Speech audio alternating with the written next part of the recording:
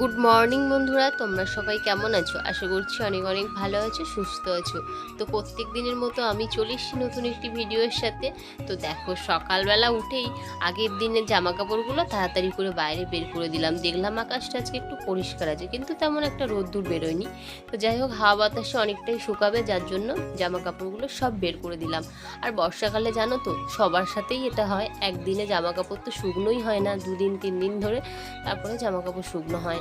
তো যাই হোক, জামা কাপড়গুলো আমি এখন সব বাইরে বের করে দিলাম একে একে। আকাশটাকে দেখে মনে হচ্ছে যেন আমি সকালবেলা ঘুম থেকে উঠে পড়েছি, কিন্তু না, এখন প্রায় 7:30টারও বেশি হয়ে গেছে। তো যাই হোক, চলো আমি এখন উঠোনটাকে একটু ঝাড় দিয়ে নিই।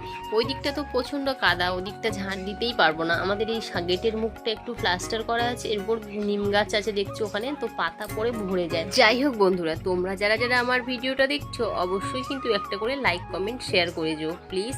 তো চলো আমি এখন ঝাড়টা দিয়ে নিই, তোমরা ততক্ষণ দেখতে থাকো।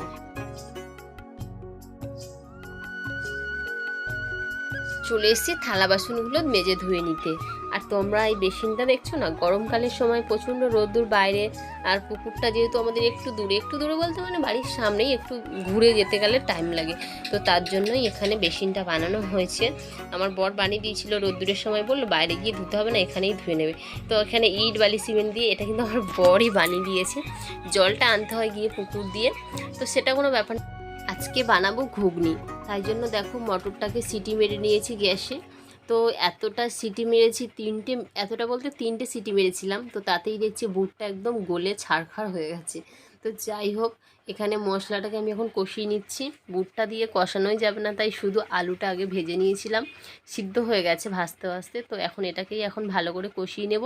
বুটটা দিয়ে বেশি নাড়াচাড়া করা যাবে না, কড়াইতে ধরে নেবে, তাই জন্য বুটটা একটু লাস্টের দিকে দিয়েছিলাম। দিয়ে দেখো আমার ঘুগনি রান্না কমপ্লিট।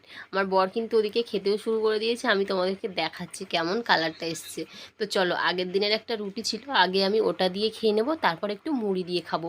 তো মুড়ি ঘুগনি খাওয়ার জন্য স্পেশালি করা হয়েছে আর কি, রুটিটা আছে তাই আমি একটু খেয়ে নিলাম, বেশ ভালোই লাগলো খেতে। সকালবেলা তো দেখলেই আকাশটা কেমন মেঘলা হয়েছিল, আর এখন দেখো পুরো ঝলমলিয়ে রোদ উঠেছে। আর বর্ষাকালে রোদ্দুর জানো তো কেমন করা হয়, জামা কাপড়গুলো মেলতে গিয়ে আমার গা তো একেবারে মানে পুড়ে যাওয়ার মতো গরম হয়ে গেছে না। কতক্ষণ এই রোদটা স্থিরভাবে থাকবে, কারণ বর্ষাকাল জানোই তো, যখন তখন বৃষ্টি হতেই পারে। তো চলো, তোমাদের তো দেখানোই হয়নি আমি রান্নাবান্না কী করলাম, আর রান্নাবান্না কী করলাম সেটা না দেখালে যেন ব্লগটা অসম্পূর্ণই থেকে যায়।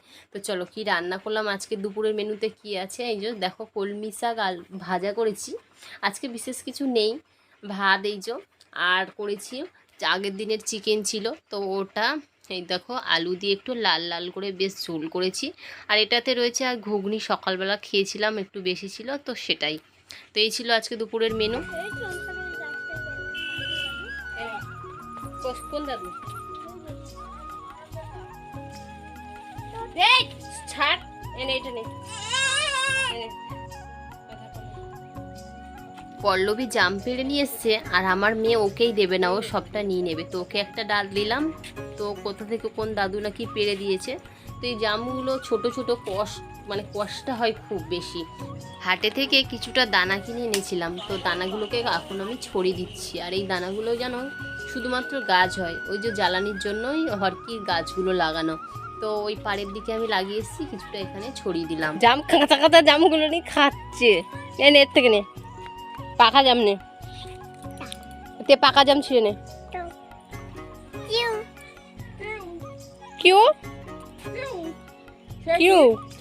অনেক দিন দিয়ে এই রাস্তার দিকে একদমই আসা হচ্ছিল না, তাই দেখো আমি আর আমার মেয়ে হাঁটতে হাঁটতে বেরিয়ে পড়েছি। আর কিন্তু সন্ধ্যাও লেগে গেছে, আর রাস্তায় প্রচণ্ড গাড়ির চাপ। আর আমার মেয়ের কাণ্ড দেখো, ওদিকে জুতোটা খুলে কত দূর রেখে দিয়ে চলে এসে বলছে মা জুতো। তো জুতো পায়ে থেকে খুলে গেছে, ও চপ্পল পরে এখনও ঠিকঠাক হাঁটতে শেখেনি। Good evening. তো সন্ধ্যাবেলা দেখো আমি এখন আয়রন করতে বসেছি, সন্ধ্যাবেলাটাই ভুল, এখন প্রায় 9টা বাজে। আমার বড় ওদিকে দেখো পরেই চলে এসছে, সন্ধ্যার তেল ছিল না, আনতে বলেছিলাম তো এনেছি। আর ওদিকে দেখো ধূপ, মশা মারা এত মশা উঠেছে। তো দেখো আমি এখন আয়রন করছি, আর ওরা ওদিকে বক বক করছে, ওদের সাথে কথা বলছি আর আয়রন করছি। তো যাই হোক বন্ধুরা, আজকের ভিডিওটা এই পর্যন্ত। যদি তোমাদের ভালো লেগে থাকে লাইক কমেন্ট শেয়ার করে পাশে থেকো। দেখা হচ্ছে নতুন একটি ভিডিওর সাথে। টাটা।